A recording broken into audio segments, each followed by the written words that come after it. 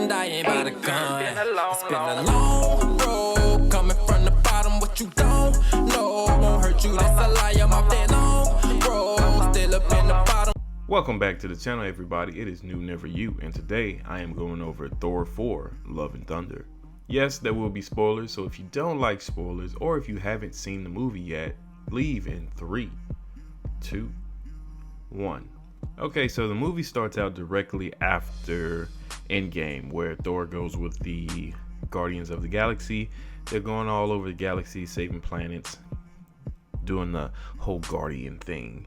Well, obviously, if you've seen the trailers, you know that Thor is no longer fat. He basically decided he was going to go out, get back into shape, and it seems like he's in better shape than he was before. I mean, the dude's completely overhauled muscular in this movie. And as we all know, the villain of this movie is Gore, the God Butcher, and we see kind of his origin story on why he decided to go around killing all the gods of the Marvel universe, and how his daughter plays a part in that. What happens is his daughter's dying from an unknown disease. I guess the world that they're living on is just dry and has no food, and his daughter dies from starvation, malnourishment, lack of water, etc. And he finds this unnamed god that looks like Hyperion, if I was to name one, and he asks for help. Says his daughter's died, or his daughter has died, and the dude just looks at him, makes fun of him, tries to kill him, and then Gore kind of gets the Necro Sword in the same form as Thor gets Mjolnir. He, kind of draws it to his hand, kills him, and then vows to kill every other god because all they do is care about themselves and they don't care about anybody else. So Guardians are saving this planet that has like this crystal like monument tower thing, and Thor ends up destroying it, trying to help, and in the process they give him his 2 goats that in Norse mythology are his goats. I don't know how to pronounce their names, and I'm not going to try to. Shortly after that, Nebula pulls up this screen where it's showing distress signals all over the galaxy, and Thor sees Sif, Lady Sif, and she's calling for Thor's help on this icy looking planet. Thor uses his Stormbreaker to go to that planet along with Korg, and they see Sif on the ground with one arm missing, and she's badly bruised, badly beat up, just the inch of life. So they end up going to New Asgard, where Valkyrie is the king, and they tell Valkyrie all about it, which she already knows, because I guess being in that position of power, you kind of just know things that normal people don't. And Jane Foster is also in New Asgard, either shortly before or shortly after, and she has cancer, stage 4 cancer, and she goes to see if Mjolnir can help her recover because the fragments of Mjolnir are in New Asgard. So she gets close, and Mjolnir puts itself back together, and she becomes Mighty Thor off screen. Gore finds out that Thor is in New Asgard and decides to wreak havoc and send his shadow monsters, and in the process it's not a big battle, but a big enough battle that Valkyrie, Thor, and Jane all pop up on the scene. Thor thinks that Mjolnir is coming back to him, but it's actually going back to Jane, aka Mighty Thor. They have a great reunion, talk about all the time that's been lost, talk about some of the things that's happened between them while they fell off. We see on screen how their relationship kind of went topsy-turvy because Thor is afraid of losing people, and he's just sad because he knows the more that he loves Jane, the more that puts her in danger, and because of who he is and what he does, that just it conflicts with everything that he does. So Jane is more involved in her work, so that also puts a damper on things, and it just creates this huge element of separation. So they explain that, and then they have this long conversation about how they have to stop Gore, and how Gore has the Necro Sword and he's going around trying to kill all the gods. So they use the 2 goats that Thor has obtained from the planet previous, and they go to what is called, the name eludes me at the moment, but it's basically where all the gods go to congregate, and you see Zeus, some other ones from like Celtic mythology, Norse mythology. There's the panther from Black Panther is there, the human embodiment anyway. And when they get there, they disguise themselves because they don't want anybody to know, because technically Thor is the only one that's in the status of a god. So they disguise themselves, and Zeus pops up on the scene, and Zeus is kind of not in shape at all, played by Russell Crowe. Zeus is definitely Zeus. He's arrogant, pompous, and kind of afraid, but he pretends like he's not afraid. Thor challenges him on him being afraid and not helping and being a coward, and accusing all the gods of being cowards because Gore is coming to kill them and they don't seem to care. And so Zeus enlightens him in a whisper and telling him that he's trying to reach eternity, which eternity is this cosmic looking being that grants a wish. So they have this huge battle. Thor ends up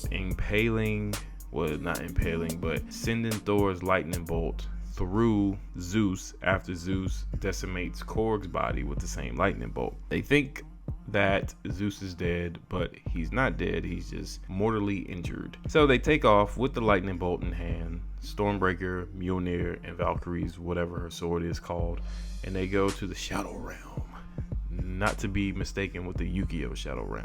So they make it to the Shadow Realm. They realize that I forgot to mention Gore took all the kids from New Asgard. So they go to the Shadow Realm to get the kids back from Gore, and Gore knows that in order to get to eternity, he has to get Stormbreaker. So Jane sees that in his paperwork, realizes that it's a trap, throws Stormbreaker so Gore can't reach it, and Gore ends up catching them all with his shadow being, shadow magic type things, and basically almost kills Valkyrie and Jane in order to make Thor bring Stormbreaker. They get into another heated battle where it's Gore versus all three of them, Valkyrie, Thor, and the mighty Thor. And Gore is losing until he sinks into the ground, comes back up, takes Valkyrie's lightning bolt that Zeus had, stabs her in the back. Jane has to take her from the battlefield. They all get to Thor. Gore goes underground. Thor calls the Bifrost. Gore comes back from the ground, grabs Stormbreaker, and ends up taking Stormbreaker. So when they get back to New Asgard, they don't have the kids because Gore didn't keep them there. He just used it as a ruse to get them to the Shadow Realm so he could take Stormbreaker. Valkyrie is recovering. Jane is in the hospital because the more she uses it's a very hard name to say, Mjolnir, the more her cancer accelerates, and it's killing her every time she goes into the mighty Thor form. So Thor tells her that she can't do it again because he loves her and he doesn't want to lose her, and if she uses the hammer again, she's gonna die. So they vow that she won't do it again. He takes the lightning bolt because he leaves Mjolnir with her and somehow teleports to wherever Gore is, which is like this not a labyrinth, but this hallway that has all these statues of like the Living Tribunal, one of the celestial beings, and a couple other characters that I don't know who they are, but I'm sure people who are deep into Marvel Comics know who they are. And that's where all the kids are. Thor gets there after Gore's already used Stormbreaker to start the process to open the gateway to eternity. Once he gets there, he grants all the kids the power of Thor for a small amount of time, which was actually pretty cool. So you see the small army of kids with the power of Thor fighting Gore's shadow beings. The kids are taking care of the shadow beings.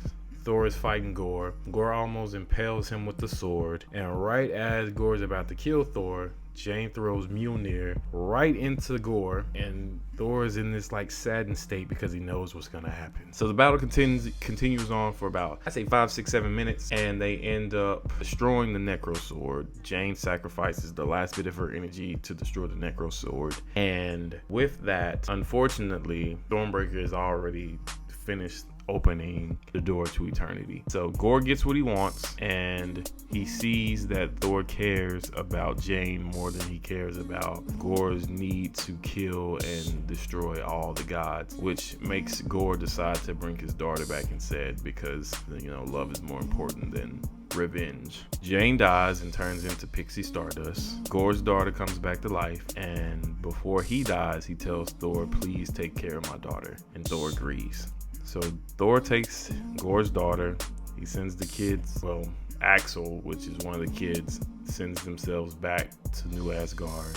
Thor goes back to New Asgard. Now everything's kind of cozy for the moment. At the end of the movie, we see Thor. It looks like they're traveling around the galaxy. It looks like they're traveling around the galaxy, saving people that need to be saved, or races that need to be saved, or creatures that need to be saved.